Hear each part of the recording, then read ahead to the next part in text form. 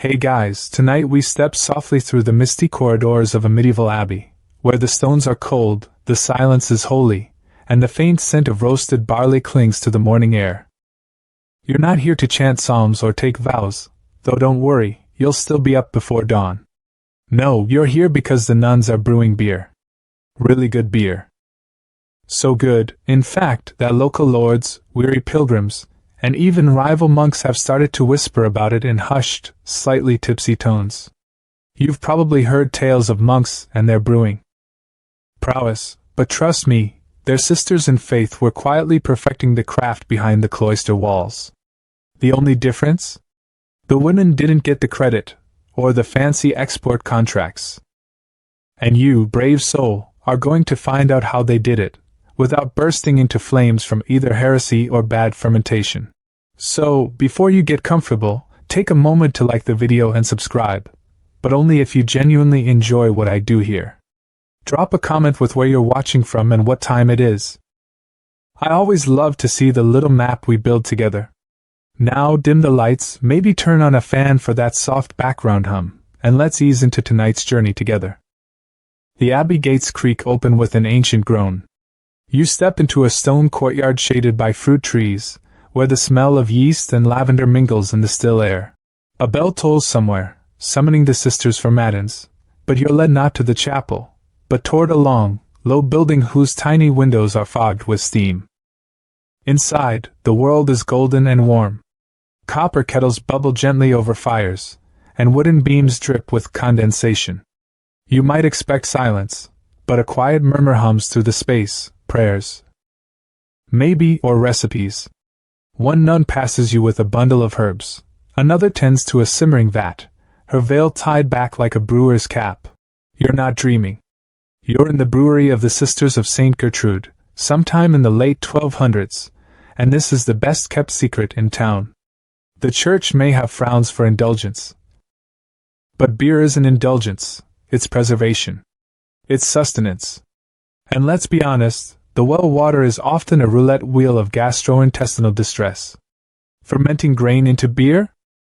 That's practically a public service. Especially if you're a nun with 50 mouths to feed, including the poor who show up at the gates every morning with cracked bowls and hopeful eyes.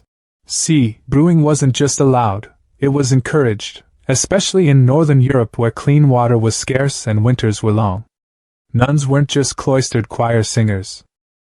They were farmers, healers, teachers, and yes, homebrewers of the holiest sort. Historians still argue whether nuns brewed out of necessity, or as an economic strategy. Some say it was simply a means to support their community. Others whisper that certain orders competed fiercely, trying to outbrew one another in secret contests masked as feast day preparations. Petty? Perhaps. But you try spending a lifetime in silence, and not letting off steam with some fermented wheat drama. Your sandals squish slightly on the damp stone floor as you walk toward the heart of the operation. Wooden mash tuns line the walls, their rims crusted with the frothy residue of yesterday's boil. The air is thick with grain dust and the faintest aroma of cloves, likely from last season's experimental batch. One of the older sisters, her face lined like a well-thumbed psalter, beckons you over. She lifts a wooden lid with a hiss of steam and gestures to the dark, porridge-like mash inside. "This one's for the infirmary," she murmurs, almost conspiratorially. "Less hops. Easier on the stomach." And yes, even that tells you something. Nuns didn't just brew one beer. They brewed multiple recipes, depending on the purpose: feast ale, healing ale, traveler's ale, and, of course, table beer for daily consumption. The weak stuff? Barely tipsy. The strong stuff? Well, let's just say it made Vespers a little more tolerable on cold nights. You follow her to a corner where an older, smaller barrel has been tapped. She hands you a ladleful of the stuff. It's warm, slightly sour, a little cloudy, but surprisingly smooth. Not bad considering your centuries from refrigeration or even a reliable thermometer. Somewhere nearby, a donkey brays. Maybe he's thirsty too. The sister chuckles and pats the barrel. "We saved the good batch for All Saints' Day," she says. This one had a squirrel fall in. You choke a little. She's kidding. Probably. Outside, the fog is beginning to lift.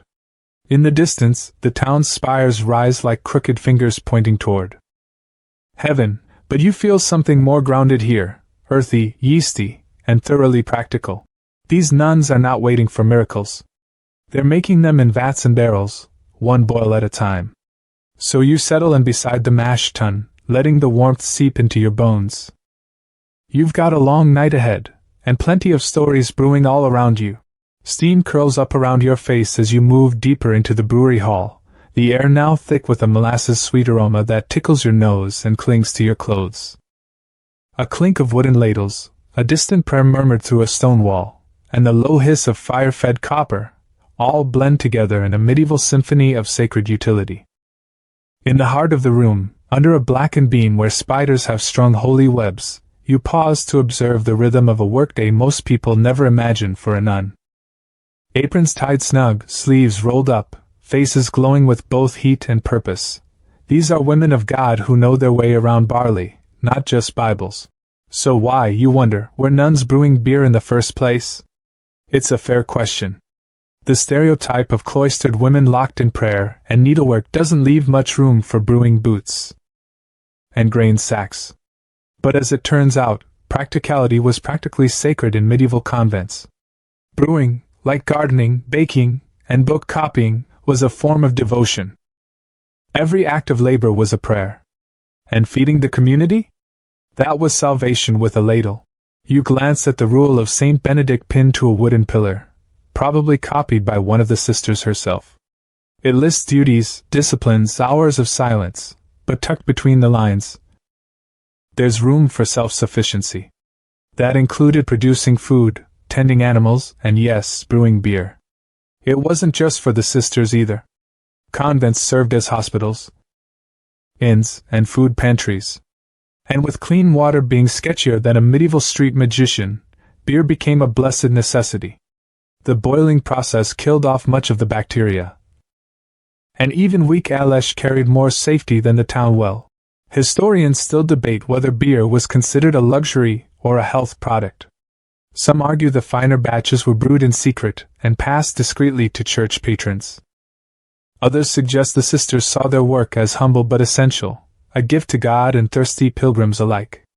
You watch as two nuns carry a bucket of wet grain toward a stone trough outside, where pigs snort in anticipation. Waste not. That spent mash may no longer be fermentable, but it's excellent pig slop, and those pigs? Christmas dinner in progress. Further down the room, another nun opens a cellar hatch, releasing a waft of cold, damp air. Below lies a chamber lined with barrels so large they could hide a bishop or two. One barrel bears a painted symbol, a stylized sheaf of wheat, flanked by a cross and, oddly enough, a small sleeping cat. You raise an eyebrow. "That's Sister Mathilde," says a voice behind you. "She believed cats made beer taste better. Said they kept the demons out of the barley." Of course they did. There's no rush here. Time stretches out, dictated not by clocks but by natural rhythms, the dawn, the dusk, the lull between second and third fermentation. The nuns follow these flows with a kind of quiet reverence. Brewing isn't hurried. It's a liturgy of its own. One young sister gently stirs a vat, humming a tune you recognize as part of the Marian antiphons. She doesn't look up when you approach. Just says, "You stir widdershins on Wednesdays. Clockwise for feast days." You nod solemnly, because obviously stirring direction changes with the liturgical calendar. How silly of you to forget. Near the archway, another sister trims sprigs of wild herbs, horehound, yarrow, mugwort. Before hops became common, Brewed was the seasoning blend of choice, and the exact mix was often a closely guarded convent secret. Some herbs added bitterness, others warmth. And some, quite frankly, were known to make beer just a bit euphoric. The bishop probably didn't ask too many questions. As long as the tithe was paid and no one died from it, except the squirrel, maybe, things stayed peaceful. Still, not all convents brewed equally. Wealthier orders could afford better equipment, copper kettles, imported grains, even rare spices. Poorer houses used clay pots and whatever was growing nearby, which occasionally meant acorn ale or nettle brews. You don't ask how those tasted. Historians remain divided over just how extensive nun-led brewing was. Some records are frustratingly vague, referring to household beer, without naming who made it. But every so often, a convent ledger will note barley purchases, keg repairs, or the curious line item: "Donkey fell into fermentation vessel again."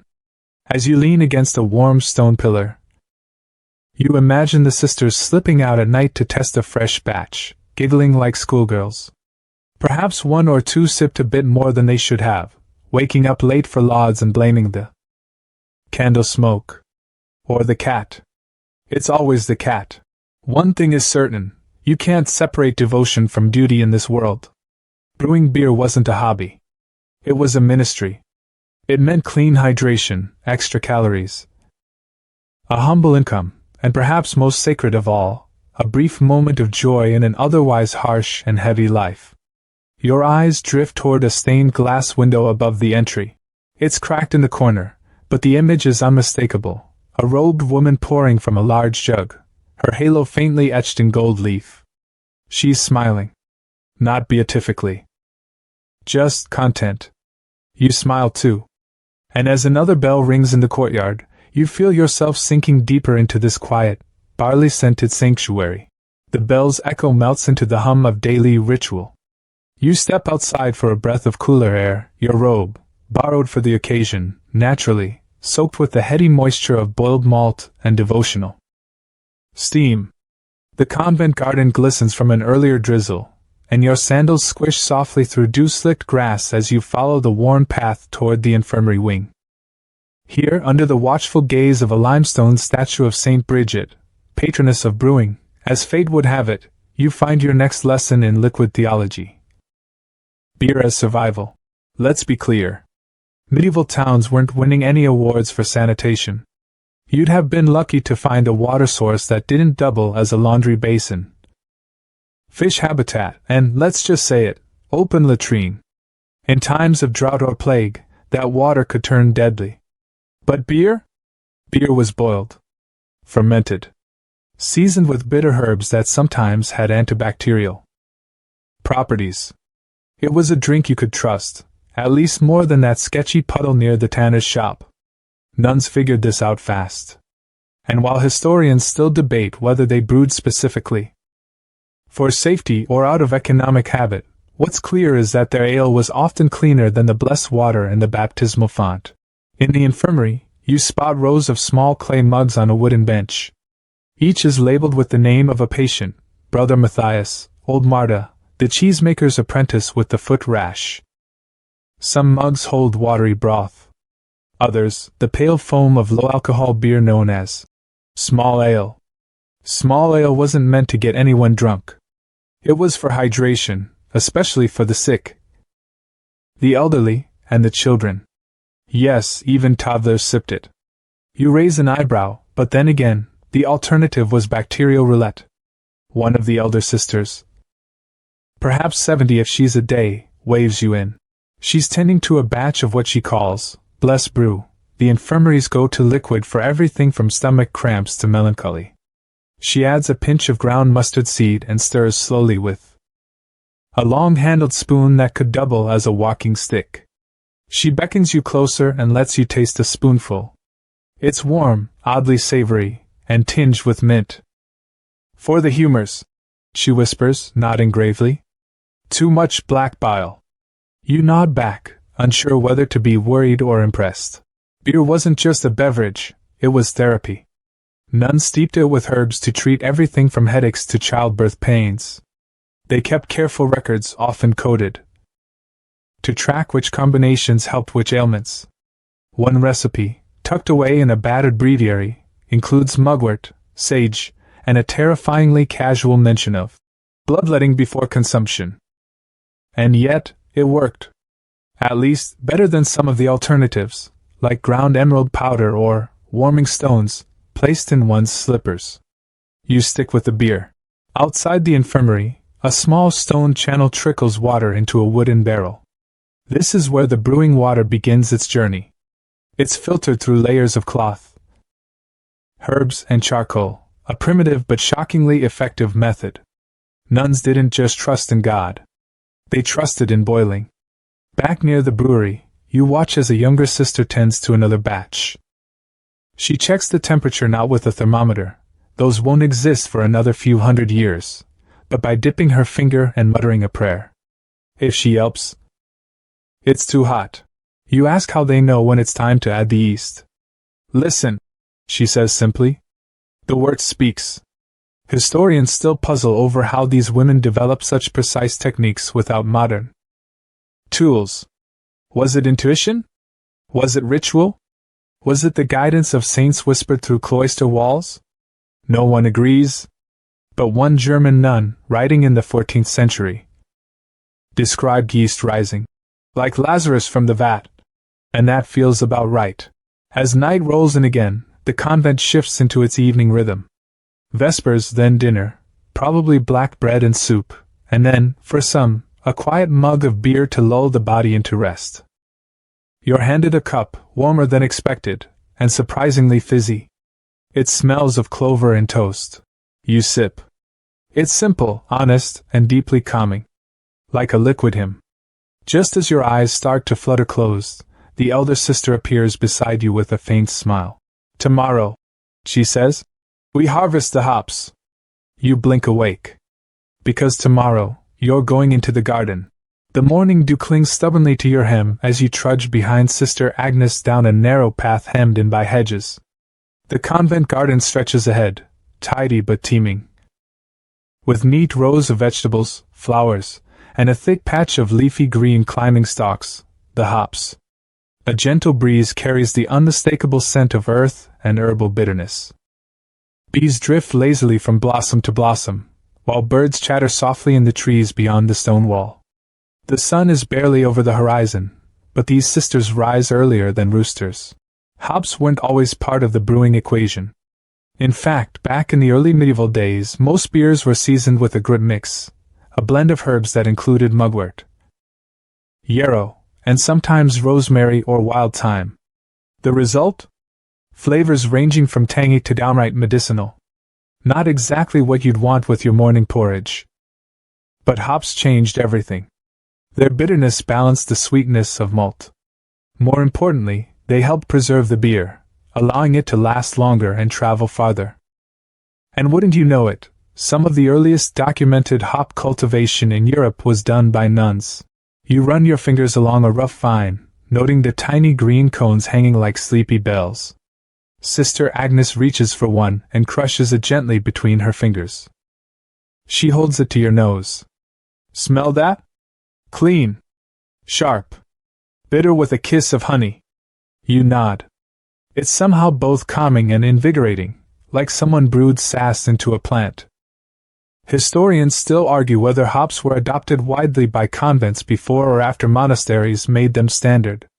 Some believe nunneries were early adopters, especially in areas where male monasteries were thin on the ground. Others suggest they were simply copying successful recipes passed along through wandering monks and gossiping pilgrims. Either way, these women took their hop work seriously. The plants had to be trellised just right, with ropes made of flax or even horsehair. Too little sun, and the cones would be limp. Too much, and the bitterness overwhelmed the brew. Balance was everything. As you help gather cones into a basket, you notice how each nun works in near silence. Not the awkward, bored kind.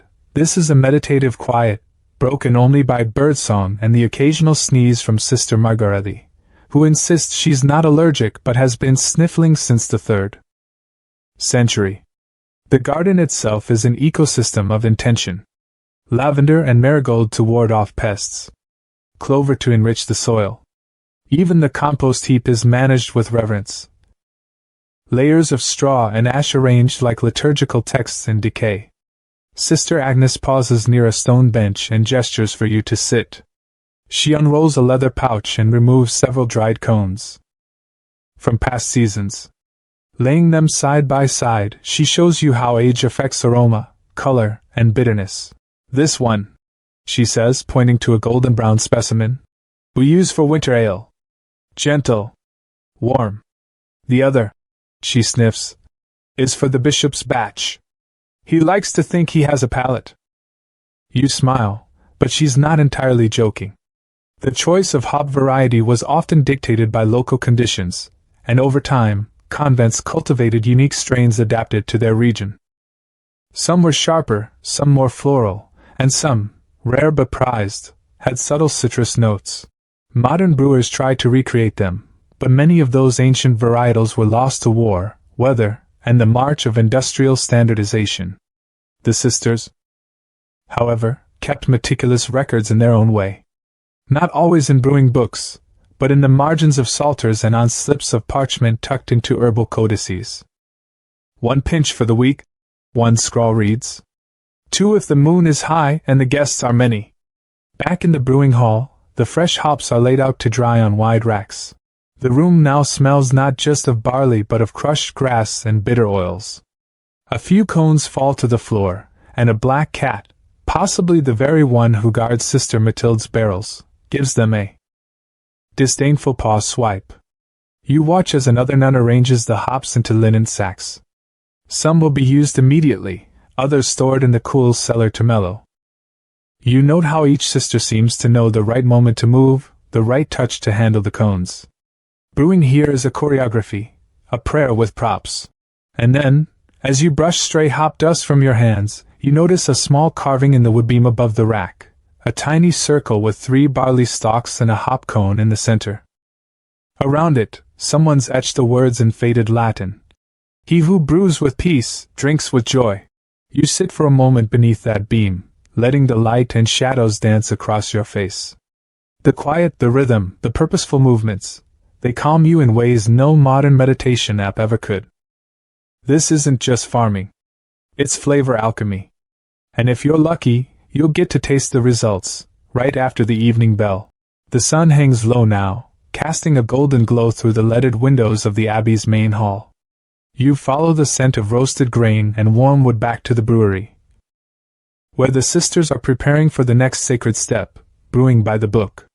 But not just any book, the schedule, that immovable pillar of monastic life, etched deeper than the grooves in the abbey's stone floors. For these nuns, every task unfolds with near military precision, dictated by the rule of Saint Benedict and adapted for the specific demands of brewing. You might think, surely, making beer is a flexible, creative process, and while there's some art to it, in here, it's timetabled like the Second Coming. Sister Beatrix, the brewery's informal timekeeper and likely part-time human sundial, explains the daily rhythm as she walks you through the day's final boil. Morning prayers. First boil. Breakfast. Mash stir. Midday prayer. Wort transfer. Evening service. Fermentation inspection. Night silence, unless a barrel explodes again. The room is quiet but focused. You hear the soft sizzle of damp wood under fire, the splash of buckets, and occasionally, a gentle hum as one of the sisters chants a psalm under her breath while stirring. It's oddly tranquil, like watching someone knit, but the result gets you a little tipsy. Historians still argue whether such structured brewing schedules were the product of necessity or spirituality. Was it piety? Or was it just the only way to manage grain, labor, and a prayer schedule that started at 2:30 a.m.? Either way, the result was astonishing consistency, especially for an age without clocks accurate enough to even time a boiled egg. You notice that every action, stirring, straining, cooling, is matched to a time of day, not a temperature. Recipes call for things like add yeast after sext, or cool the mash by nun. These aren't vague guesses, they're liturgical hours tied to specific natural light levels, meal timings, and prayer rituals. And it worked. Mostly. There's a mural near the arch of the main hall showing a sister asleep next to an overflowing fermentation vat, with a fat halo and a puddle of foam at her feet. The caption beneath reads, "Even the saints nap through vigils." Still, there's little room for freelancing. Sister Magdalene, currently peering into a frothy vat like she's interrogating it, scolds a novice for adding hops too early. "Do that again," she says, "and you'll be cleaning privy stones with the donkey brush. You file that one away." As the wort boils, the nuns count aloud, not in seconds, but in prayers. One Hail Mary equals about 15 seconds, 2 Our Fathers get you to a solid minute. Forget kitchen timers, these women use theology to time their batches. Each batch is logged in a large leather-bound book that rests on a stand near the altar-like shelf holding holy relics and, surprise, a yeast jar that may be older than most trees in the surrounding forest. The yeast itself is lovingly referred to as the mother. She's kept in a ceramic pot wrapped in cloth, and the sisters treat her with a reverence usually reserved for relics of saints. One of them makes the sign of the cross every time she opens the lid. You lean in. It smells alive, warm, tangy, a little like bread, a little like old apples, and somehow comforting, like your grandmother's kitchen on a stormy night. They don't measure yeast by weight or volume, of course. They use a scoop and a half of grace, which Sister Maria helpfully explains as about the size of a walnut, if the walnut were nervous. She doesn't elaborate. The schedule doesn't end once the brewing is done. The barrels must be cooled, moved into the cellar, sealed, watched for bubbling. There's a rotation chart on the wall with small wooden tokens bearing initials. Each nun has her assigned barrel, and heaven help the one who forgets to sing to hers during the fermentation days. Yes. Sing. Apparently barrels respond better to kindness. Modern science might chuckle, but let's not get cocky. These women were brewing clean, delicious beer centuries before Pasteur discovered yeast under a microscope. If singing to a vat works, who are we to question it? You settle onto a bench as the last of the day's wort is poured into a large oaken cask. The air is thick with the caramelized scent of malted barley, and the low glow of the fire throws shadows that dance across the walls like playful saints. Sister Beatrix hands you a cloth and motions for you to mop up a puddle under the barrel. "No slipping," she warns, "unless you want to be reborn as ale." And just like that you realize, you're beginning to follow the rhythm. It's not just about the beer. It's the heartbeat of the abbey, measured in brewing steps and sacred hours. Everything finds its place. Even you. The brewery has quieted into an evening hum, a low lullaby of settling wood and fading heat. Outside, the sky bleeds from amber to plum, and the first candle flames flicker along the corridor niches. You remain by the hearth, watching as Sister Elspeth, the abbey's most senior brewer, ties back her veil and begins the slow, deliberate process of the mash-in. This, she tells you in a voice like worn linen, is where the soul of the beer takes form. She ladles hot water into a wide wooden mash tun, a vessel so old the iron rings around its side bare. Deep grooves from centuries of stirring.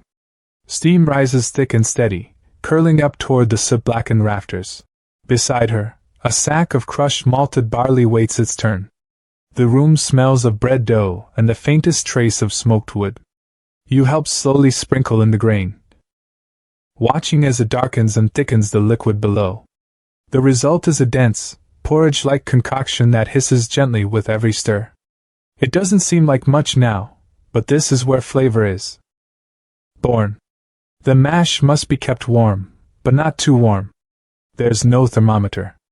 Instead, Sister Elspeth dips a knuckle in, closes her eyes, and nods. "Feels like Lent," she mutters. You're not sure what that means, but she seems satisfied. Historians still wonder how medieval brewers like these nuns managed such precision without scientific tools. Some propose that centuries of trial and error taught them to use touch, sound, and even smell as thermometers. Others suggest divine guidance, but only half-jokingly. Here, mashing is both a craft and a ritual. The sisters don't just stir, they chant. Not loudly, but under their breath, as if the mash needs coaxing rather than commanding. You catch one phrase repeated often. Benedict nobis et Saravigi nostra. Bless us and our beer. The chant is calming. Hypnotic even. Each verse falls into rhythm with the swirl of the mash paddle. You take a turn, slow, steady, clockwise, and feel the weight of it in your shoulders. There's something profoundly peaceful in the motion, in the way the barley blooms into rich, golden slurry. At the back of the room, a novice feeds fresh logs into the hearth. The fire flares briefly, painting her face in gold. You watch her place her hand near the mash tun, adjusting the heat with nothing more than intuition and a few whispered prayers to Saint Brigid. This is where control meets surrender. The grain gives what it gives. The water accepts. The heat unlocks sugars from the malt, transforming starch into sweet wort. And all the while, time ticks by, marked not by clocks, but by candle drips and the fading notes of evensong in the chapel nearby. Sister Elspeth tests the mash again, this time by pulling out a small spoonful and holding it up to a candle. She peers at the thickness, murmurs, then smiles faintly. Just enough to feed a saint, she says. And maybe knock one over. She shows you a wooden paddle with grooves carved into it, measuring tools from centuries ago. Each notch corresponds to a mash thickness, thin for summer brew, thick for winter ale, and a curious middle groove marked with a tiny fish. For Lent, she explains. We brewed lighter beer, but no less sacred. The steam thickens, settling into your skin, your breath, your thoughts. You feel as if you've slipped into another world, one where everything makes sense in its own slow, sweet way. You've been here hours, but time refuses to hurry. Of course, not every mash goes smoothly. Sister Elspeth leans close and shares tales of botched batches. The time a raven flew through an open window and knocked over a barrel. The week the well went dry and they had to brew with snowmelt. The infamous Thursday explosion, which required scrubbing beer foam off the choir loft ceiling for 3 days straight. You laugh softly. So do the sisters nearby, overhearing with fond embarrassment. Brewing may be sacred, but it's also messy. Just like life. As the mash rests, the room falls into a tranquil quiet. Even the fire burns softer now, as if aware that this moment needs no punctuation. You sip a cup of cool water. Yes, it's been boiled first, thanks for asking, and breathe in deeply. Somewhere down the corridor, a bell chimes for Compline, the final prayer of the day. But here in the brewery, the real prayer is unfolding in heat and grain and steam. You stay a little longer, helping stir, watching the surface of the mash shimmer in candlelight like the surface of a small, sacred lake. Then Sister Elspeth claps flowery hands and says, "Let it rest. Like us." And so you do. It's nearly midnight now, and the abbey has settled into its deepest quiet, where only the hearth crackles and a few sleepy owls hoot somewhere beyond the cloister wall. Most of the sisters have turned in, their veils folded neatly, their shoes lined like obedient pilgrims along the stone corridor. But not Sister Magda. You find her in the brewery's back alcove, seated before a wide, shallow vat. A thin film of foam clings to the surface of the liquid within, sweet wort, freshly strained from the mash. Now cooling to a temperature suitable for its most mysterious guest, yeast. Sister Magda doesn't speak right away. She simply gestures for you to sit beside her. She dips a ladle into the vat and lets a few drops fall from her fingers.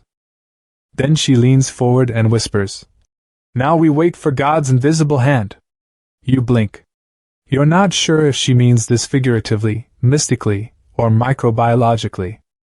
You soon learn the answer is yes. To the sisters, yeast was more than just a bubbling agent, it was a holy mystery. They didn't know what it was, exactly, only that under the right conditions, a bit of leftover sediment from a previous batch would awaken, multiply, and transform the sweet wort into something stronger, safer, and just a little bit magical. Some nuns called it God's breath. Others, the angel's dust. Sister Magda just calls it the helper, as though it's a tiny monk who lives in the barrel and wakes only when he smells barley. Historians still argue over when brewers first understood yeast as a living organism. Louis Pasteur won't crack the case until the 19th century, but medieval nuns? They knew something was happening. They saw the patterns. They smelled the change. They listened. That's right, listened. You lean in as Sister Magda places her ear close to the vat. The room is silent but for the faintest, fizzling whisper, like rain on parchment. The yeast has begun its song. The helper's hungry, she murmurs.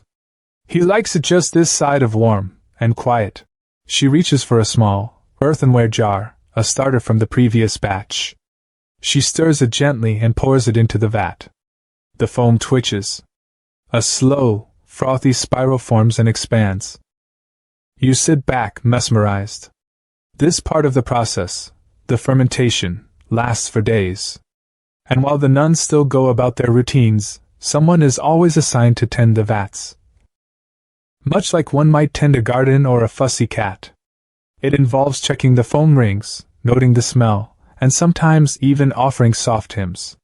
No one knows if the yeast likes to be sung to, but it can't hurt, right? You look to a small wooden board nailed above the vat. It has carved notches, one for each batch. Some are marked with crosses, some with tiny stars. One has a barely visible frown face. That one got away from us, Magda mutters. Fermentation was as much art as science, and nuns developed tricks passed down through generations. A drop of vinegar to slow a wild batch. A pinch of ash to tame foam. Sacks of herbs suspended above the vat to infuse subtle flavors. Each convent had its quirks, and some developed reputations for particular styles, floral, dark, spiced, or even smoky if dried over peat. Magda shows you a faded parchment tucked into a nook. On it, a flowery script outlines fermentation times not by hour or day, but by moon phase. Full moon for celebration beer. New moon for quiet sips. Is it superstition? Maybe. Or maybe it's another kind of timer. After all, when you live by bells and tides, the moon's pull becomes part of your clockwork. You help Magda cover the vat with a fine cloth and secure it with twine. Keeps the flies out, she says. And the demons. Probably. She pours you a tiny mug from a finished batch fermenting since last week. It's light and fizzy with a soft citrus backbite, surprisingly modern, actually. You sip slowly, letting the flavor roll across your tongue. Somewhere between bread and herb garden. With a whisper of apple. Sister Magda raises her own cup in a mock toast. To the helper. And his friends. You clink, as gently as possible. The echo rings soft and hollow in the vast stone chamber. Then, from one of the sleeping barrels you hear it, a pop, a gentle bloop of fermentation gas escaping its wooden prison. Magda nods. He's pleased. You both sit in silence a while longer. Sipping and listening to the faint, sleepy fizz of the invisible yeast army at work. There's something deeply soothing about it, how this unseen process hums on without oversight. Taking the raw elements of earth and transforming them into something nourishing, safe, and quietly joyful. You feel it, too, that slow transformation. The pace of this place. The rhythm of ritual. The way these women blend faith, patience, and barley into something utterly unique. And just before you drift off, eyes half-lidded from warmth and the soft lull of bubbles. Magda pats your shoulder.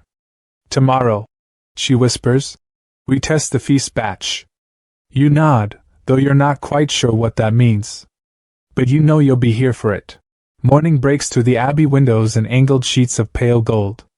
Somewhere beyond the orchard, a rooster shrieks with the kind of spiritual urgency only poultry can summon. You rub your eyes and pull your robe a little tighter, it's still cool in the cloisters, and make your way back to the brewery. The air inside is already alive with movement.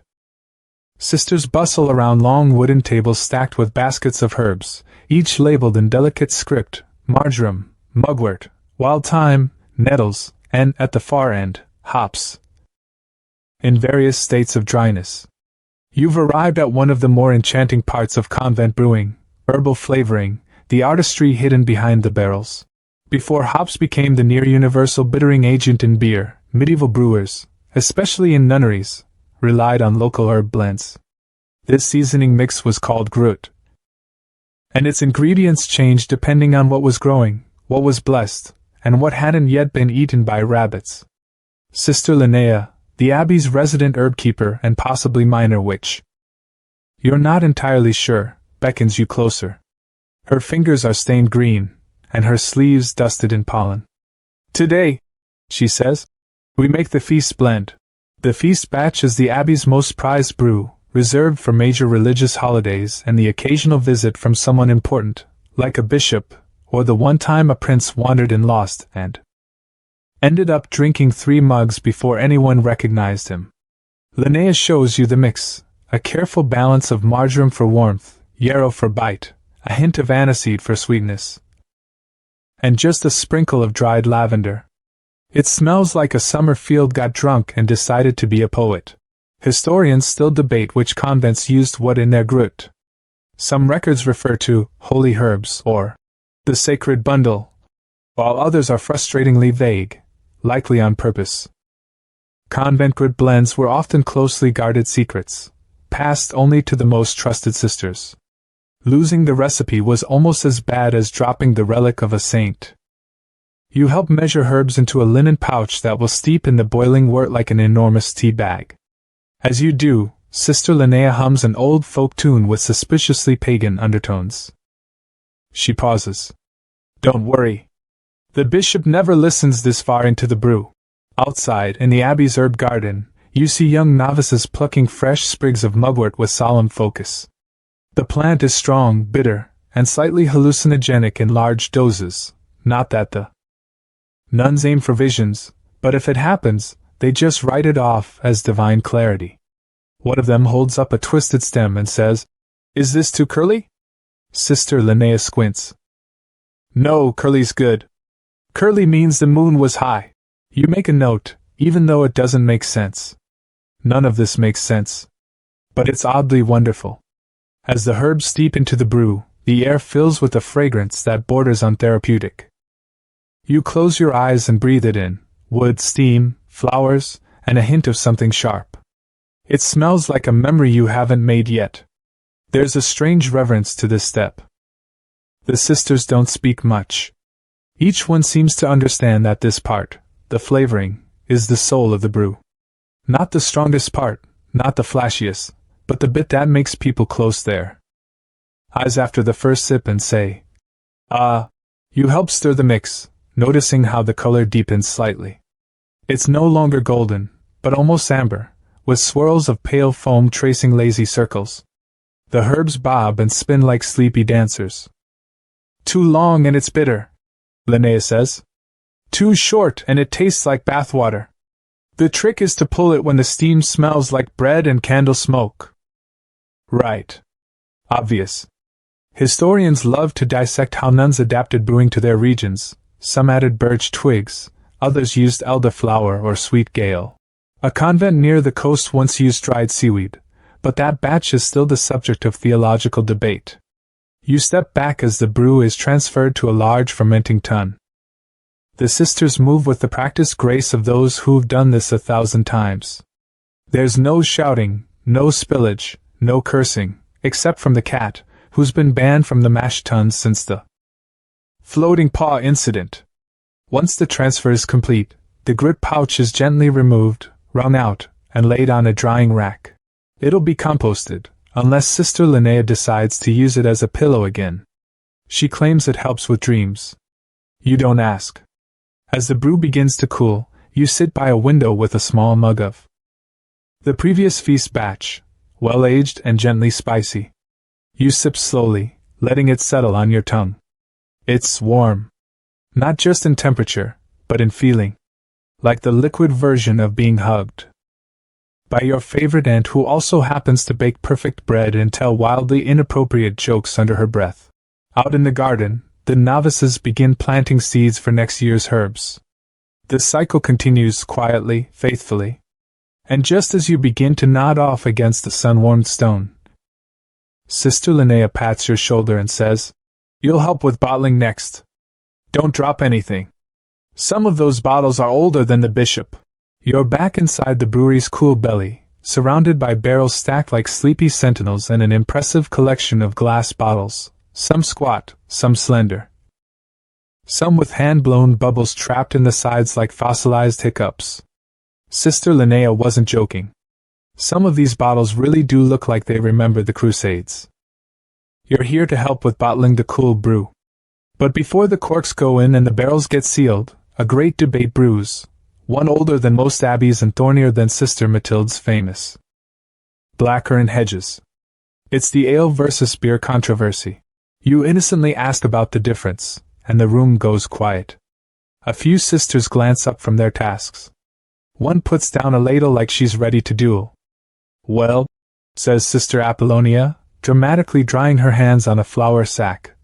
Ale is brewed without hops. Beer has hops. One is comforting. The other, complicated. That's the gentle version. The truth is, medieval convents wrestled with the shift from traditional ale to hopped beer like it was a theological crisis. Ale, herb-seasoned and brewed with gruit, was the old, sacred tradition. Hops were new, foreign, bitter. Some even said they were the claws of the devil.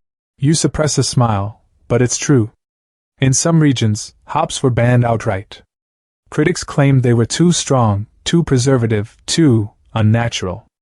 Nuns who brewed with grit saw themselves as guardians of a pure tradition. Hops were for secular brewers. Tavern stuff. Frivolous. Historians still argue about how widespread this resistance really was. Was it religious conservatism? Local ingredient availability? A quiet rebellion against change? Whatever the reason, the ale versus beer question divided brewing communities for centuries, especially when authorities began taxing hops and pushing for standardized production. You glance at the bottle you're supposed to fill. Inside it waits a lovely amber-hued liquid brewed with, well, hops. There's no hiding it. You're holding a bottle of beer. Sister Apollonia leans in. It's not heresy if it tastes better. And there it is, practicality in a wimple. The truth is, hops extended shelf life, a gift in a world where mold didn't need an invitation. With hops, the sisters could brew stronger batches, store them longer, even send them to other convents or local markets without worrying they'd go sour en route. The taste took some getting used to, though. Where grit gave soft, herbaceous notes, hops brought bitterness, sharp and unapologetic. The first few batches were probably met with wrinkled noses and some fierce diary entries. But eventually, most convents adapted. You carefully ladle the beer into a glass bottle using a funnel carved from horn. It's slow work. A steady hand is required, no spilling, no air bubbles. Each bottle is sealed with a cork and dipped in beeswax, the convent's own, tinted with saffron for an elegant amber hue. Each bottle also receives a label, handwritten on parchment. Today's batch is named Sancta Benedicta No. 8, a nod to both the founder's rule and, possibly, how many pints the bishop once consumed before declaring it a miracle. Sister Agnes, observing the process with arms folded and a faint smile, shares an older story, the time an overzealous novice mixed gruit and hops in the same brew, claiming it was double blessed. The resulting flavor caused a minor scandal and at least one argument. In the scriptorium, the abbess called it bold. Others used more creative adjectives. Even now, the abbey produces both ale and beer. On feast days, the old-style gruit ale makes a proud return, served in clay cups with dried fruit on the side. But for regular days, hops rule. Quietly, bitterly, effectively. You notice that some bottles are marked with tiny wax symbols. A crescent moon. A barley stalk. A small paw print. That one's from Sister Matilda's cat barrel, says Sister Agnes, dry as burnt toast. You nod. Of course it is. The bottle-filling process is slow, meditative. After a while, you fall into a rhythm. Pour. Cork. Dip. Label. Stack. Pour. Cork. Dip. Label. Stack. The repetition becomes soothing, like saying the same prayer over and over until the words lose meaning but the feeling remains. A low chant begins from the far side of the room. Not religious this time, but rhythmic, an old bottling song passed down through generations of brewing sisters. It's silly and lovely all at once. Fill it smooth, and fill it bright. Seal with wax and sleep through night. Let no demon steal the brew, or Sister Agnes will come for you. Sister Agnes pretends not to hear that last part. Her smirk says otherwise. You laugh quietly with the others, the sound echoing softly through the stone walls. There's joy in this work. Reverence, yes, but joy too, a sense that these humble bottles carry more than just beer. They carry memories, arguments, recipes whispered under candlelight. The resilience of women who kept communities alive with little more than yeast and grit. As you fill your final bottle of the morning, you gently press the cork in and wipe a droplet from the rim.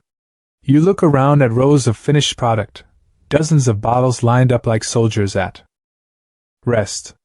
The Brewed versus hop debate may never be settled, but here in this quiet abbey corner, both traditions coexist. Peacefully. Deliciously. You set your bottle down and exhale.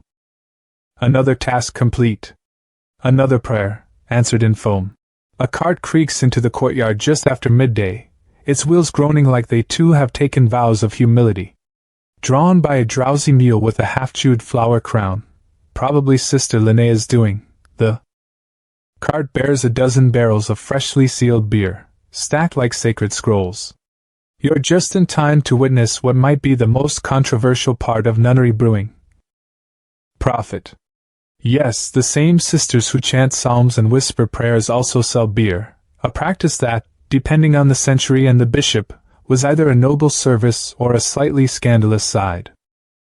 Hustle. Sister Hilda is already there, arms akimbo, supervising the loading with the keen eye of a merchant and the no-nonsense energy of a woman who once out-argued 3 monks and a tax inspector in a single afternoon. You wouldn't want to cross her in a theological debate, or a barter. She sees you. You're just in time. You'll help count. You nod obediently. Though you quickly learn that counting involves more than tallying barrels. Each one must be weighed, checked for leaks, and inscribed with a chalk symbol that denotes batch, strength, and intended destination. One gets a star, going to a nearby priory for Lent. Another, marked with a fish, is headed to the docks to be sold to sailors. A few bear a curious swirl that Sister Hilda calls the abbot's nose, meaning they've been triple fermented and may require warnings. This isn't just logistics. This is economics cloaked in modesty. In many regions of medieval Europe, convents were surprisingly influential players in the local economy. Beer sales provided funds for the infirmary, guest house, and maintenance of the grounds, not to mention keeping the chickens fed. And the abbey's famously cranky donkey and apples. Historians still debate just how profitable some nunneries became. Some argue the numbers were modest, barely enough to sustain basic needs. Others point to records of generous donations, property acquisitions, and cryptic entries like received payment from merchant, included exotic spices and an unlabeled painting deemed inappropriate. You help roll a barrel toward the cart, feeling the full weight of the brew inside. Sister Hilda stops you just short and taps it. Listen, she says. You pause.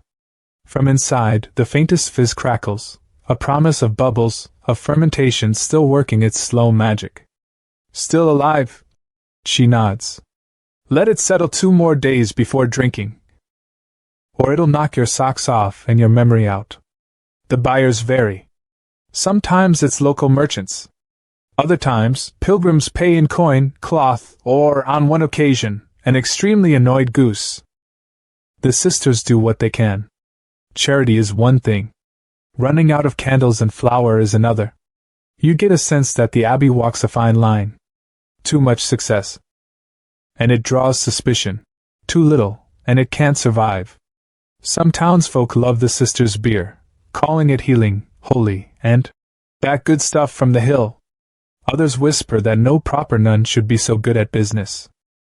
One story Sister Hilda shares, with a faint smile, involves a visiting friar who drank 4 mugs of their strong ale, declared it a sin in liquid form, and then promptly requested a 5th for inspection purposes.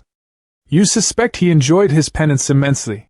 Later, in the scriptorium, you glimpse records of the brewery's earnings, neat rows of numbers, with side notes like 2 casks to Sister Thekla's cousin, and refund due to floating spoon incident.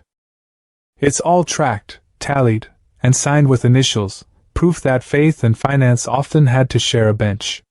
One particularly worn page lists expenses: barley, hops, firewood, water jugs, repair of a cracked fermentation vat, blamed on excessive jubilance, and a mysterious line item: bribery of local goat. You don't ask. The barrel cart eventually rolls off, mules shuffling and Sister Hilda marching beside it like a general escorting prized cargo. A few novices wave from the gate. One runs alongside with a wildflower tucked behind her ear, shouting after the cart, "Tell them it's a feast batch," and then it's quiet again. You sit on a low wall, sipping from a chipped cup of ale cooled in the cellar. It's different when you drink it here, where you've seen the work behind it. Every layer of flavor reminds you of a moment: the hop garden, the yeast's fizz, the whispered counting of psalms during the boil. This beer isn't just good. It's a story. A sermon in a cup. And whether they admit it or not, the town loves these sermons. They buy them by the barrel. The smell of boiling wort fills the brewhouse, thick and comforting, like a warm blanket fresh out of the oven. Today you're standing by the great copper kettle, watching the liquid churn and bubble as Sister Matilda stirs in the hops.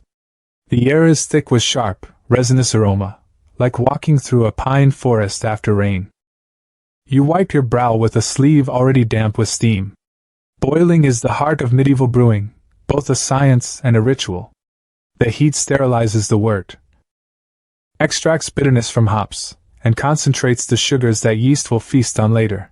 It's also when spices and herbs get their moment to shine.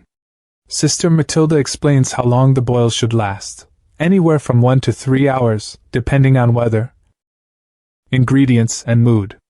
It's not an exact science, more like an art form honed by centuries of trial and error. Historians still argue whether medieval brewers used temperature measurements, or relied solely on experience and visual cues. Either way, the boil was the most labor-intensive part of the process. As the kettle sings and hisses, you add a pinch of juniper berries, which Sister Matilda swears keep mischievous spirits away. She warns you not to overdo it. Too much juniper and your beer will taste like Christmas threw up on it. Quirky tidbit: some medieval brewers believed hops could ward off evil, and literally brewed beer as a protective charm. You watch as the wort thickens, bubbling vigorously, steam swirling like a smoky ghost around your shoulders. It's hypnotic. After the boil, the wort is cooled quickly by transferring it to the coolship, a shallow, open vessel designed to catch the breeze and cool the liquid naturally. You lean over the coolship's rim and inhale deeply. The scent shifts again: sharp hops, sweet malt, and a hint of wild yeast in the air. Cooling is critical. Too slow, and wild bacteria might invade. Too fast, and the yeast may go into shock. Sister Matilda points out the delicate balance, emphasizing how medieval brewers had to rely on nature's timing. No fancy gadgets. As the wort cools, you watch nearby nuns prepare the yeast starter, a cloudy, bubbly mixture of leftover beer and fresh yeast from the previous batch. It looks like something out of a wizard's potion book. You learn that yeast wasn't even fully understood in medieval times. Many brewers called it God's froth, or the miracle. It wasn't until centuries later that scientists identified yeast as the living organism responsible for fermentation. You help stir the yeast starter, careful not to disturb the delicate foam too much. The energy in the room feels electric, like the moment before a storm breaks. Once the wort reaches the right temperature, Sister Matilda gently folds in the yeast starter. You can almost hear the tiny yeast cells waking from their slumber, ready to munch on sugars and make magic. Fermentation begins, a slow, bubbling transformation that will take days. You're told to keep the fermenting vessels in a cool, dark cellar, away from drafts and prying eyes. As you help move the jugs, you notice the cellar walls are lined with carved inscriptions, names, dates, and sometimes pleas for a strong, kind beer. You trace your fingers over a faded carving dated 1256, imagining the hands that made it. That night, as you lie in your bed, the scent of hops and yeast still lingers. You realize brewing isn't just about beer, it's about patience, observation, and respect for the unseen. Tomorrow will bring more stirring, more waiting, and perhaps the first taste of your efforts. For now, you drift off, imagining the bubbles rising in the dark, working quietly like little alchemists in the night. You wake up to the quiet drip-drip of condensation falling from the cellar's stone ceiling, a soft rhythm that's somehow calming after yesterday's loud boiling and stirring. It's early morning, and the chill in the air reminds you that fermentation isn't a fast process. It's more like watching paint dry, but with much better rewards. You pull on your cloak and head down to check on the fermenting vessels. The cellar is dim, lit only by a few flickering candles and a thin shaft of morning light slipping under the heavy wooden door.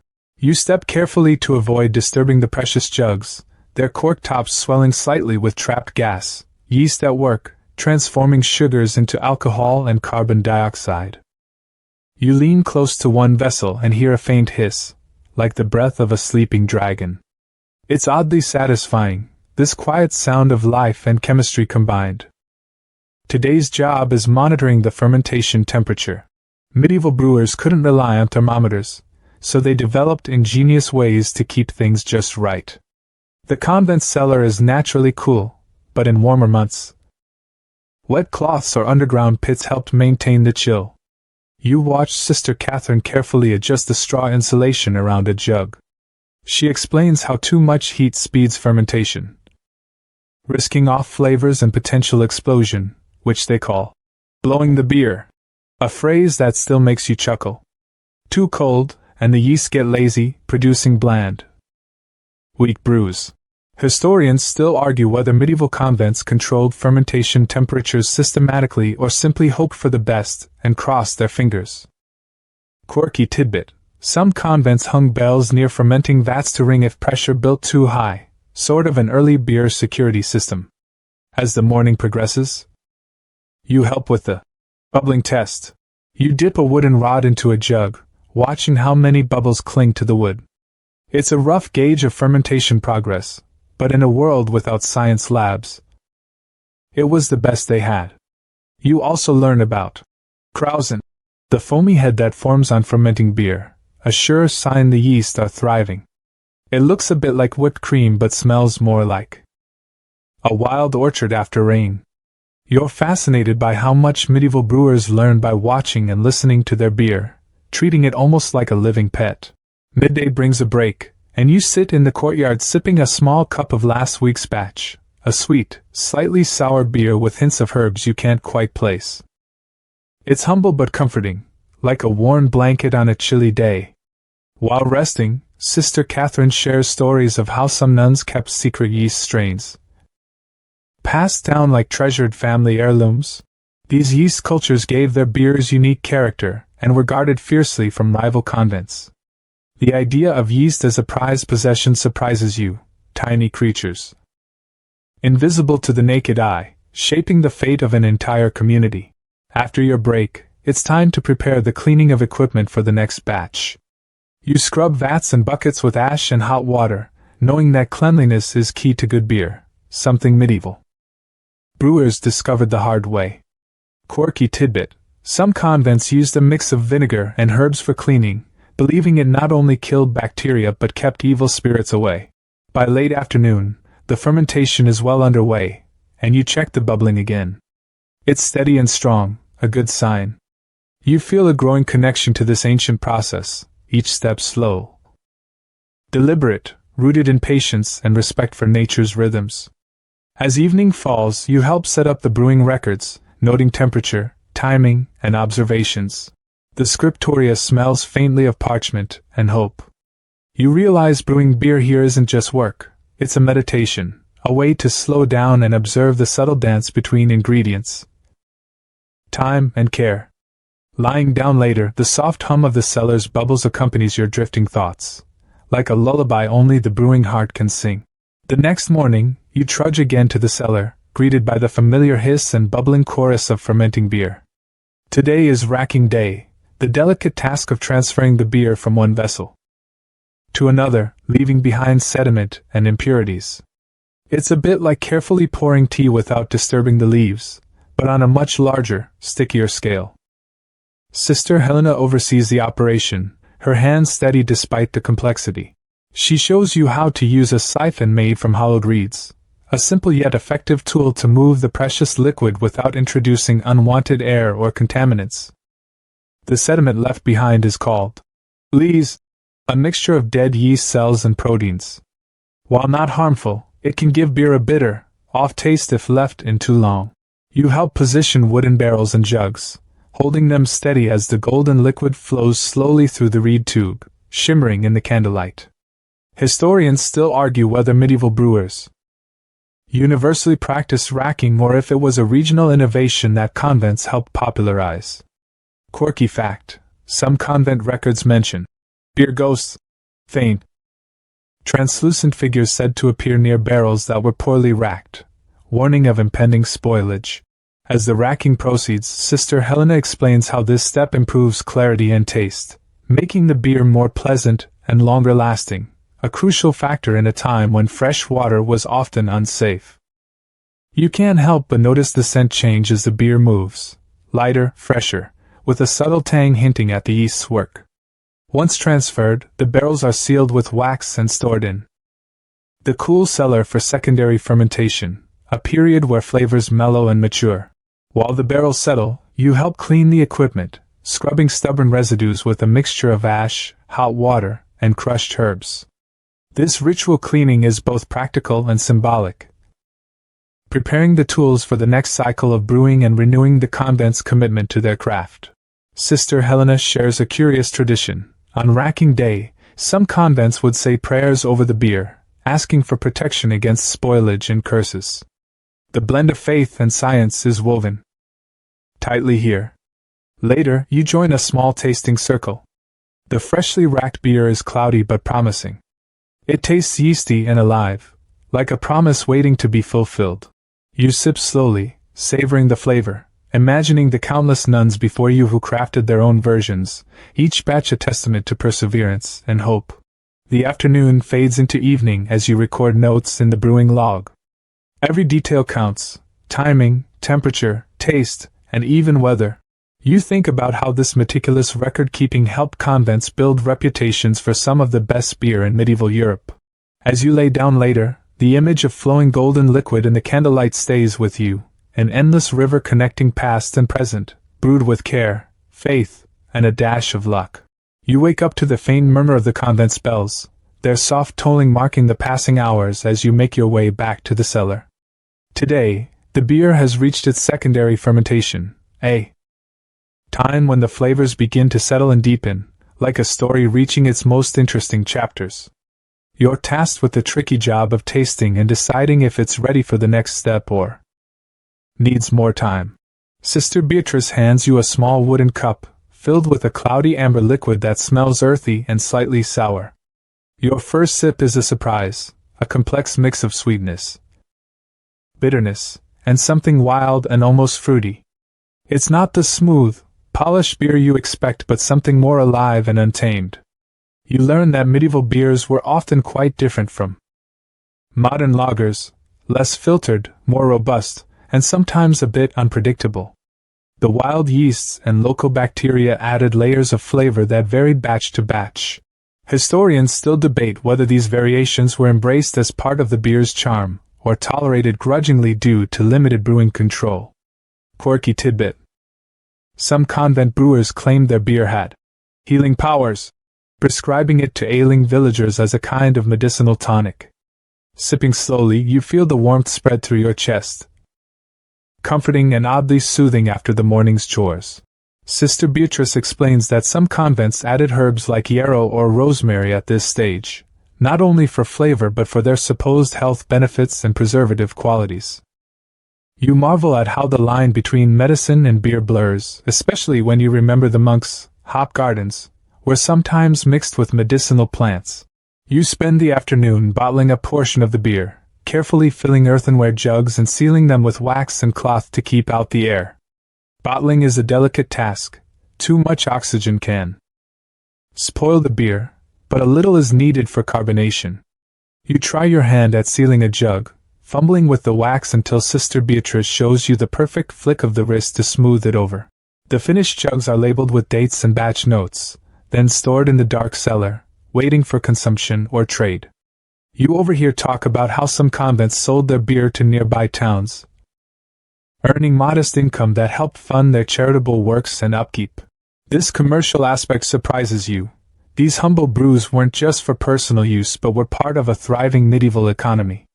Quirky fact: a few convents brewed special guest beers for visiting nobles, using extra ingredients and longer fermentation to impress and secure patronage. As evening falls, you help clean again, scrubbing barrels and floors with practiced motions. The scent of hops and malt lingers like an old friend. Before bed, you reflect on how brewing weaves together science, tradition, faith, and community in ways that still resonate centuries later. You imagine the flickering candlelight, the gentle hiss of fermentation, and the stories poured into each cup. Tonight you sleep wrapped in the quiet, steady heartbeat of the convent's ancient brewery. The morning air is crisp as you make your way to the herb garden, a hidden sanctuary of scents and colors tucked behind the convent walls. Here, the nuns cultivate not only flowers for the chapel, but also the very herbs that will flavor their beer and keep it safe. Today you'll gather ingredients: hop shoots, yarrow, and a handful of sweet gale leaves, to add a final touch of magic to the next brew. You're surprised by the variety. Some herbs are pungent and bold, others delicate and floral. Each one carries a story, a purpose, and a place in the brewing tradition. Sister Juliana, your guide, explains how the garden is carefully planned so that plants bloom at just the right time to complement the brewing schedule. You lean down to sniff a sprig of sweet gale, its spicy aroma reminding you of a holiday candle gone wild. The leaves are crisp under your fingers, and you can almost taste their bitterness on your tongue. You learn that before hops became widespread in the late Middle Ages, herbs like sweet gale, bog myrtle, and yarrow were common bittering agents, contributing both flavor and preservative qualities. Historians still argue whether early hop usage was primarily for taste or for its powerful antibacterial properties.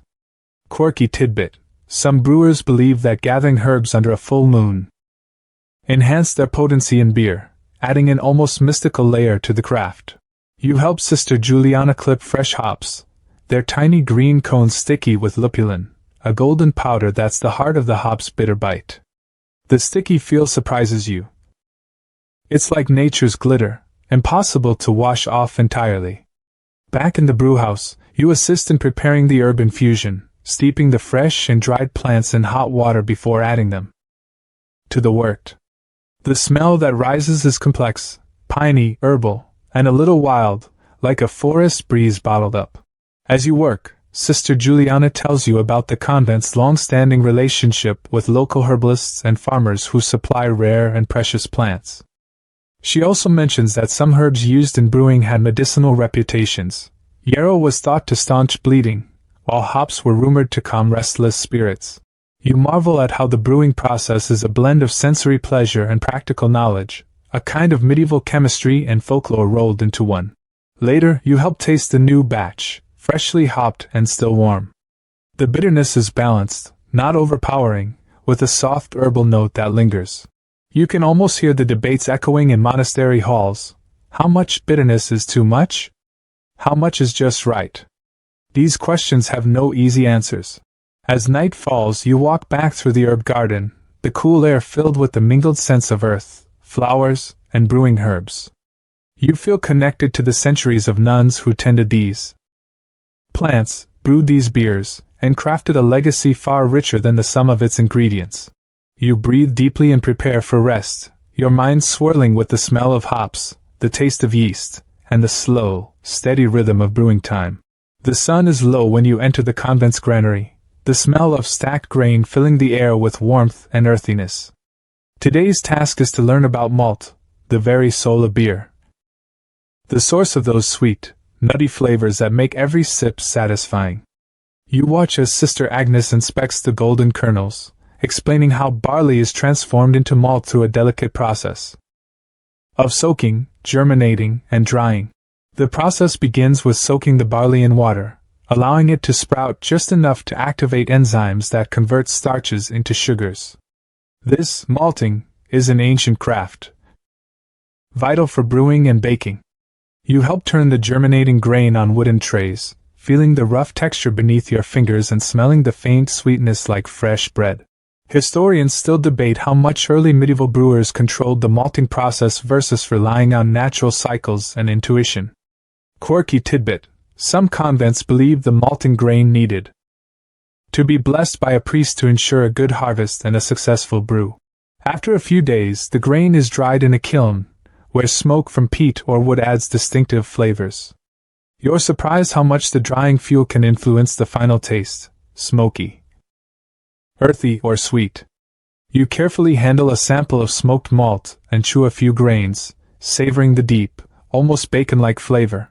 This smoky malt would later inspire styles like Rauchbier, centuries before the word even existed. Back in the brewhouse, you watch as the malt is crushed and mixed with hot water, creating a sweet liquid called wort.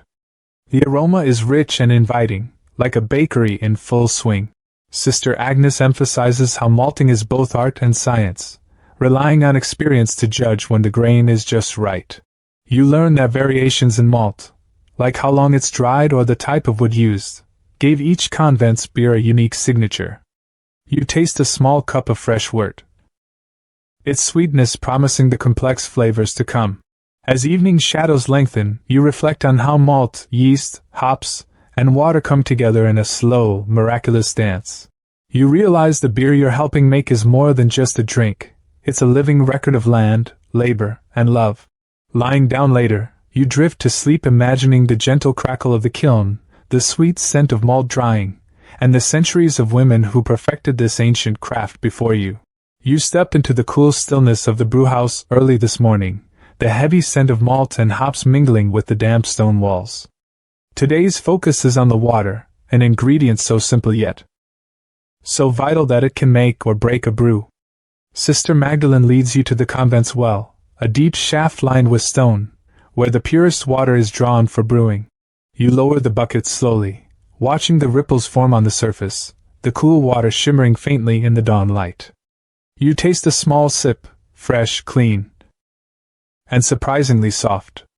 The water here is slightly alkaline, perfect for balancing the bitterness of hops and the sweetness of malt. You learn that medieval brewers had to understand their water's character, even if they didn't have modern chemistry tools. Some convents chose brewing sites based largely on water quality, sometimes even transporting water from sacred springs for special batches. Historians still argue whether medieval brewers consciously adjusted recipes for their local water or just adapted over generations. Quirky tidbit: certain monasteries believed that rainwater collected during thunderstorms held magical properties and was sometimes used for particularly important brews. Back inside, you watch as the water is heated in massive copper kettles over roaring fires, steam curling like ghostly dancers around the rafters. Sister Magdalene explains how the water's temperature and mineral content affect the extraction of sugars and bitterness during the mashing and boiling stages. You help stir the thick mash, feeling its heat radiate through your wooden paddle and smelling the sweet, nutty aroma rising like fresh bread. The kettle's copper surfaces gleam, and you marvel at the craftsmanship that shaped these tools centuries ago, so sturdy yet elegant. You also discover that brewers sometimes added local minerals, like chalk or gypsum, to adjust water hardness, improving their beer's clarity and stability. Tasting a small sample of hot wort, you notice how the water softness makes the flavors round and mellow. As evening falls, you help clean the kettles, scraping away stubborn residues and rinsing with cold water drawn fresh from the well. You reflect on how this simple element, water, runs quietly through every part of the brewing process, invisible but indispensable. Lying down later, the sound of dripping water from the cellar roof echoes softly in your mind, a gentle reminder that even the most ordinary things hold extraordinary power. You rise early again, drawn by the steady, rhythmic pounding coming from the granary next door. Today is malt crushing day, where the hardened malted barley is ground to release its sugars, an essential step to turning grain into sweet wort. You watch as a heavy wooden pestle pounds against the stone mortar, the vibrations echoing through the cool morning air. Sister Matilda invites you to join in, handing you a smaller pestle. The work is repetitive but oddly calming, almost meditative. You feel the grain crush beneath your tools, releasing a faintly sweet aroma that promises the beer's future flavor. You learn that some convents use foot-powered mills to crush malt, a significant labor-saving innovation, while others stuck to manual methods for control and tradition. Historians still debate when and how water-powered mills became widespread in convent breweries versus secular ones. Quirky tidbit: a few convent records mention singing while crushing, to keep the pace and spirit high, a practice said to improve the grain's quality by infusing it with good energy. After grinding, the crushed malt is sifted to remove husks and broken bits too coarse for mashing. This attention to detail ensures a cleaner, clearer beer. You help transfer the crushed malt to large wooden tubs where hot water will be added for mashing. The thick mash steams in the tubs, and you're surprised by the range of smells: nutty, sweet, and faintly floral. Sister Matilda tells stories of how malt quality could vary wildly with weather and harvest, meaning every batch was a unique challenge. Later, you assist in testing the mash's consistency, stirring slowly and feeling the weight of the grain settling. You also hear about old superstitions, how spilling malt on the floor was considered bad luck, potentially dooming the whole batch. As night falls, you clean the mortar and pestle, rubbing down the wood until it shines and smells faintly of grain. You realize how much patience and care medieval nuns invested in every step, turning hard labor into a ritual of craftsmanship. Lying down, your hands still smell faintly of malt, and you imagine the countless others who crushed grain before you, their rhythms sinking across centuries. The gentle pounding and scent lull you into a calm sleep, wrapped in the timeless cycle of brewing. You arrive at the brewhouse to find a lively atmosphere. Today is the day the wort is boiled, the crucial step that transforms sweet mash into a brewable liquid. The fires crackle beneath huge copper kettles, their surfaces gleaming in the flickering candlelight. Sister Agnes, ever meticulous, supervises as you help stir the bubbling wort with a large wooden paddle. You learn that boiling sterilizes the wort, evaporates unwanted volatile compounds, and extracts bitterness from the hops, balancing sweetness with a pleasant bite. The length and intensity of the boil vary depending on the recipe and desired flavor. Historians still debate the precise boiling times medieval brewers used. Some convent records mention hours, others suggest shorter periods. Quirky tidbit: certain convents believe that adding hops during a full moon enhanced the beer's spirits, lending a subtle magic to the flavor. As the wort boils, steam rises in thick clouds, fogging your glasses and filling the room with a rich, pungent aroma that hints at caramel, pine, and earth. You carefully add fresh hops, watching them sink and swirl, releasing bitter resins and aromatic oils. Sister Agnes points out the importance of timing. Too early, and the hops aroma fades. Too late, and the bitterness isn't extracted fully. You help skim the foam and proteins that rise to the surface, an essential step to clarify the beer. The kettle's copper bottoms hum with heat, and you marvel at the skill needed to maintain a steady boil without burning the wort. You discover that some convents used wooden paddles carved with symbols believed to protect the beer from spoilage. You taste a small sample just before the boil finishes, intensely bitter but promising a balanced brew once cooled and fermented. After boiling, the wort must cool quickly to prevent contamination. You assist in pouring it into large, shallow wooden tubs known as coolships, where the air's breeze aids cooling. Sister Agnes shares how exposure to open air invites wild yeasts and bacteria to Begin fermentation, a risky but essential part of the process. You think about how medieval brewers embraced nature's unpredictability, trusting their skills and instincts to guide each batch. As dusk falls, the warm, hoppy scent lingers in your clothes and hair. You head to bed, your mind buzzing with the sounds of boiling, the hiss of steam, and the faint promise of the beer's journey just beginning. You find yourself back in the brewhouse early, the wooden floor cool beneath your feet and the scent of fresh wort lingering in the air. Today marks the start of fermentation, when yeast, the microscopic magic worker, begins transforming sugars into alcohol and carbon dioxide. Sister Beatrice carefully pitches a portion of yeast into the cooled wort. Stirring gently, you watch as bubbles begin to form, frothing up like a miniature sea. The yeast cells are alive and hungry, consuming sugars and producing the effervescent fizz that makes beer lively and drinkable. You learn that medieval brewers relied mostly on wild yeast and bacteria present in the environment, or on their equipment, making fermentation a bit of a wild card. Historians still debate whether convent brewers cultivated their own yeast strains deliberately or simply relied on natural inoculation. Quirky tidbit: some convent records mention yeast stones, special rocks soaked in yeast slurry and stored to inoculate future batches, an early form of yeast culture preservation. As fermentation progresses over days, the room fills with a sweet, fruity aroma mingled with hints of earth and spice, a far cry from the sharp bitterness of the boiled wort. You help monitor the temperature, as fermentation is sensitive to heat. Too warm, and off flavors develop; too cold, and the yeast grows sluggish. Sister Beatrice explains how the yeast's metabolic byproducts shape the beer's final character: esters, phenols, and other compounds that give hints of banana, clove, or even bubblegum. You marvel at how this invisible world of yeast and microbes dictates so much of the brewing art, even though medieval brewers knew little of microbiology. You taste a small sample midway through fermentation, a bit sour, fizzy, and promising a rich, layered beer. You hear tales of how convent brewers guarded their yeast carefully, knowing a good strain was a treasured secret. As night deepens, the frost settles, and the beer takes on a clearer, golden hue. You help clean the fermentation vessels, washing away sticky residues with hot water and scrub brushes. Lying down, the faint fizz of fermentation seems to echo in your ears, a quiet, living pulse that will carry the brew to life. You drift to sleep wrapped in yeast's invisible dance, the ancient alchemy of brewing unfolding unseen. Morning arrives with a chill, and you're drawn once again to the dim cellar where the fermented beer rests in large wooden barrels.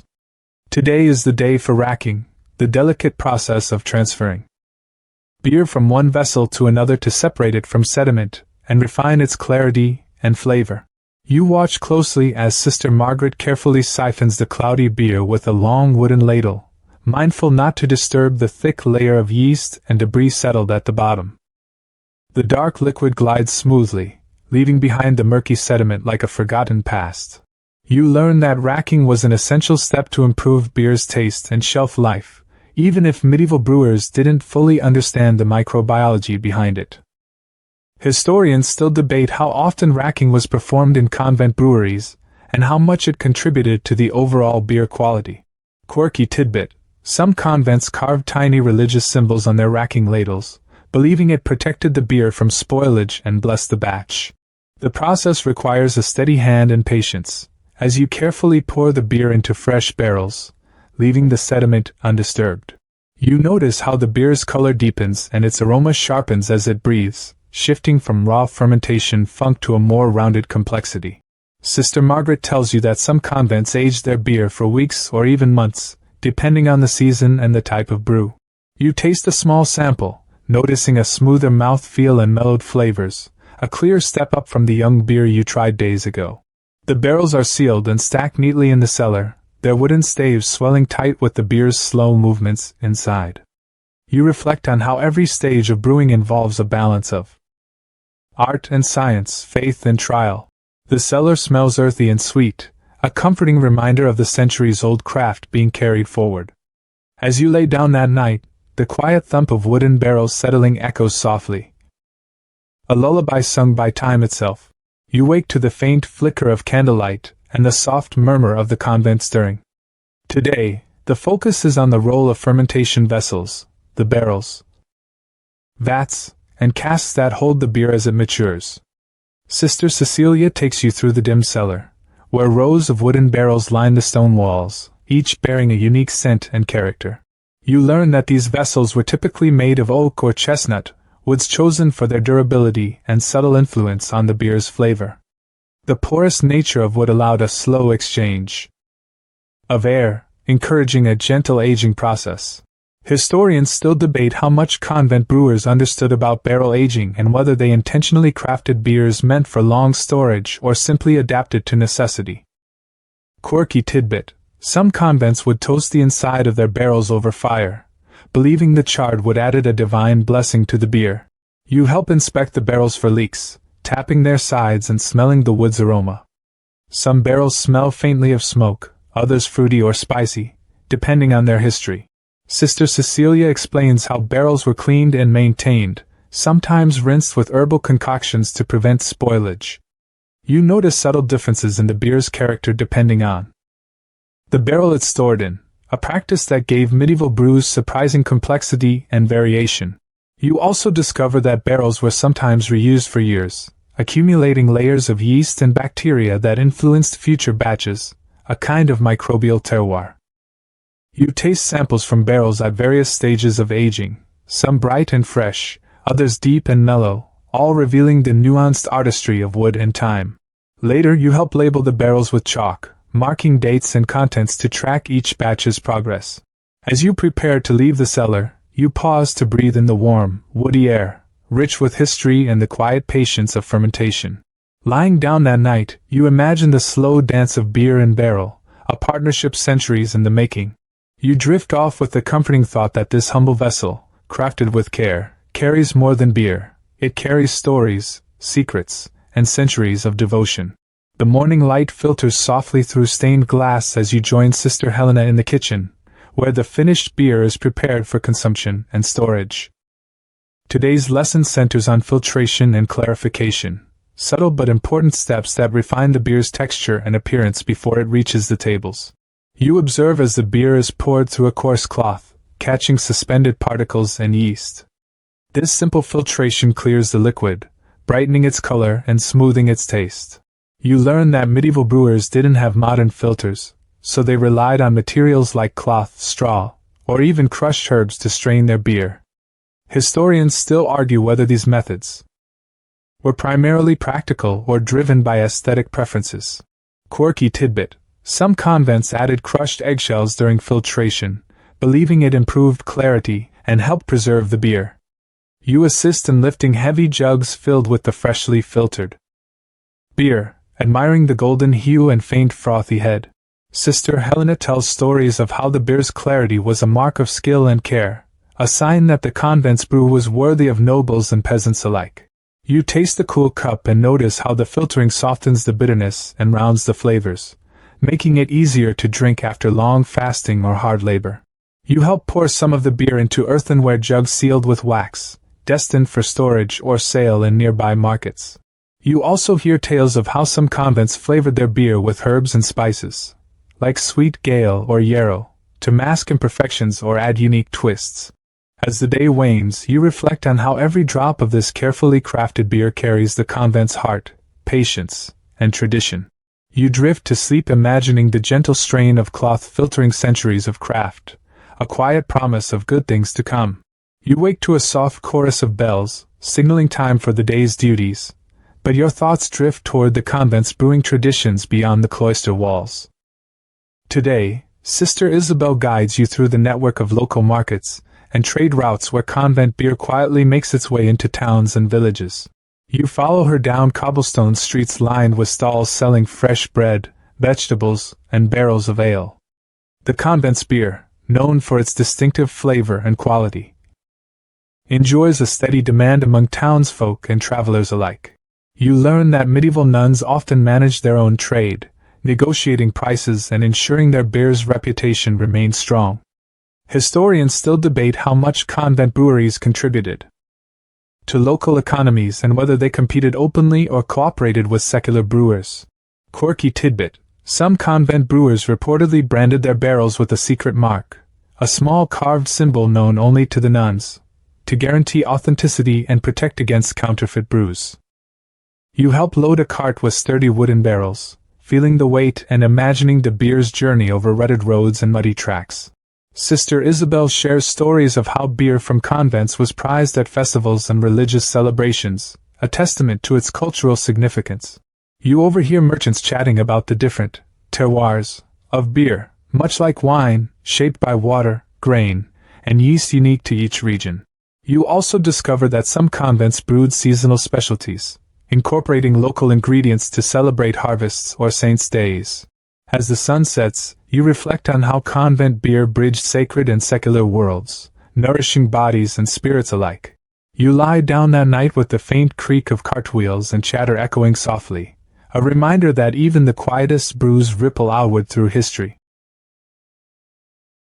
You wake to a gentle breeze carrying the mingled scents of grain and wood smoke, ready to dive deeper into the human stories behind convent brewing. Today, Sister Joanna invites you to hear the voices of the women who dedicated their lives to this craft, balancing faith, labor, and community.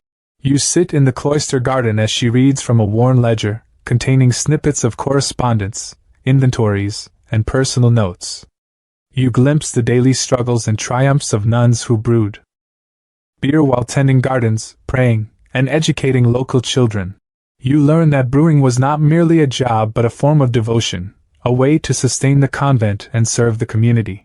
Historians still debate how brewing duties were divided among the sisters and whether it was considered a spiritual practice as much as manual labor. Quirky tidbit: some convent letters reveal humorous complaints about overenthusiastic novice brewers accidentally boiling over kettles or adding too many hops, much to the senior nun's chagrin. You discover that brewing also provided a rare source of income, helping convents maintain independence and charitable work. Sister Joanna reads a tender passage about a sister's hopes that their beer would bring comfort and joy to weary travelers and parishioners. You feel the deep connection between faith and craft, the rhythm of prayer interwoven with the steady beating of mallets, and the bubbling of fermentation. As dusk falls, you reflect on the hidden stories behind each barrel, the laughter and effort that animated convent breweries for centuries. Lying down, the voices of those women whisper through your thoughts, a chorus of faith, resilience, and quiet pride. You drift into sleep wrapped in their shared legacy, the heartbeat of history echoing softly within you. You awake to a pale dawn and a fresh sense of curiosity about the daily routines that shaped convent brewing life. Sister Claire takes you through a typical day in the brewhouse, from dawn prayers to evening cleanup, highlighting the intricate balance of devotion and discipline. You observe how the nuns coordinate brewing tasks with their spiritual schedules, carving out time between chanting, study, and work. Brewing is woven seamlessly into their day, a sacred rhythm as steady as the tolling bells. You learn that strict rules govern not only prayer but also hygiene and cleanliness in the brewhouse, to prevent contamination and spoilage. Historians still debate how much medieval convents understood about germs and sanitation versus relying on ritual cleanliness. Quirky tidbit: some convents used blessed water and holy smoke, incense or smudge fires, in the brewhouse to ward off evil spirits believed to cause spoilage. You help sweep floors, scrub barrels, and polish copper kettles, feeling the satisfying weight of purpose in every task. Sister Claire shares how brewing was seen as a form of prayer through labor, a chance to serve God and community with every measured step. You note how the brewhouse's simple, functional design reflects the nuns' values of humility and efficiency. At mealtime, you savor bread and cheese alongside a cup of freshly brewed beer, appreciating the nourishing simplicity. As evening falls, you watch the sisters gather for compline, their voices softening as night descends. You lie down, the day's gentle routines humming like a lullaby in your mind, a peaceful blend of faith and craft. You drift off, comforted by the thought that even the smallest tasks carry meaning when done with care. You awake to a quiet morning, intrigued by the convent's relationship with the local community beyond the brewery walls. Sister Teresa takes you on a walk to meet villagers who rely on convent beer for both celebration and sustenance. You stroll through bustling village squares, where barrels of the convent's brew are exchanged for goods, smiles, and stories. You sense the deep trust and respect the townsfolk hold for the nuns, whose beer is a staple at weddings, harvest festivals, and daily meals. You learn that convent beer often doubled as a safe alternative to water, which was frequently contaminated. Historians still argue whether convent brewers intentionally designed their recipes to be lower in alcohol for daily consumption or for medicinal purposes. Quirky tidbit: some villagers swear by convent beer's ability to soothe stomach ailments, and even call it liquid bread for its hearty nutrition. You help deliver small jugs to local homes, feeling the warm gratitude exchanged like a sacred bond. Sister Teresa shares stories of how the convent's brewing income supported schools, hospitals, and aid for the poor. You overhear laughter and music spilling from a nearby festival, where the beer flows freely and spirits soar. You taste a sample from a jovial elder who claims that convent beer keeps the village's hearts light even in harsh winters. As night falls, you reflect on how the convent's brewing was not just a craft, but a lifeline woven into the fabric of daily life. You lay down, wrapped in the soft hum of community voices and the gentle promise of tomorrow's brew. You drift to sleep with a smile, carrying the warmth of human connection and shared history within you. You wake slowly to the soft rustling of leaves outside your window, your mind wandering toward the botanical treasures that made convent beers so unique. Today, Sister Marianne guides you through the convent's herb garden, a lush patchwork of green where many secret ingredients are grown. You breathe in the earthy scents of yarrow, sweet gale, and rosemary, herbs that medieval nuns used to flavor and preserve their brews long before hops became standard. You learn that herbal additions serve not only to enhance taste but also to mask imperfections and aid digestion. Historians still debate how much these botanicals shape medieval beer's flavor profile versus simply acting as preservatives. Quirky tidbit: some convent records mention adding juniper berries to beer to keep away bad humors and restless spirits. Blending medicine, superstition, and brewing. You help gather fresh sprigs, learning their names and uses, feeling the cool leaves brush against your fingers. Sister Marianne explains that many of these herbs doubled as remedies, reflecting the convent's role as both brewer and healer. You sip a small cup of a specially brewed Brewed beer, herbal and slightly bitter, a taste far removed from modern lagers. As you wander through the garden paths, you feel the centuries-old knowledge rooted in the soil, passed down through generations of women who balanced faith and science. You think about how these humble plants, nurtured with care, made their way into barrels that brought warmth and comfort far beyond the convent walls. You lie down at day's end, the sense of herbs still fresh in your mind, a quiet reminder of nature's gentle alchemy. You drift off, carried by the soft murmur of leaves and the whispered wisdom of ancient gardens. You wake with the faint scent of toasted bread and the distant murmur of chants drifting through the stone corridors. Today, Sister Agnes takes you into the spiritual heart of brewing, the prayers, rituals, and blessings woven into every step of the process. You learn that brewing was not only a practical craft but a sacred duty, infused with daily prayers for protection, success, and gratitude. The nuns would recite specific blessings over the ingredients and the brewing vessels, asking for divine favor. Historians still debate how much these rituals influenced the brewing outcomes versus simply providing spiritual comfort and community cohesion. Quirky tidbit: some convents had special brewers' psalms, believed to ward off spoilage and evil spirits from the beer. You watch as Sister Agnes blesses a new batch of beer with holy water, her voice steady and soothing amid the flickering candlelight. You reflect on how these moments of quiet devotion might have steadied the brewers' hands and hearts, imbuing the beer with more than just flavor. You taste a cup of freshly blessed beer, feeling a subtle warmth that seems to resonate beyond the alcohol content, a taste of faith, patience, and hope. As night deepens, you sit in silence, feeling the centuries-old connection between craft and creed hum softly around you. You lie down, your breath slowing with the gentle rhythm of prayer, the ancient rites wrapping you in a comforting embrace. You drift off to sleep, cradled by the knowledge that in every sip of convent beer flows a blend of history, mystery, and quiet reverence. You wake to the soft gray light of early morning, feeling the gentle pulse of centuries beneath your feet as you prepare to bid farewell to the convent and its storied brewing tradition. Today, you reflect on the legacy of medieval nuns and their enduring influence on beer and culture. You stroll once more through the cloisters, breathing in the familiar scents of grain, wood, and herbs, the air thick with history and quiet devotion. The brewing that once sustained cloisters and communities alike now whispers to you across time, a humble yet powerful thread woven into the fabric of medieval life. You learn that convent breweries laid important groundwork for modern brewing, refining techniques and flavors that echo in today's craft beers. Their blend of faith, science, and care created brews cherished not just for taste but for community and comfort. Historians still debate the full extent of the convent's influence on brewing history, but their story remains a vibrant chapter in the story of beer.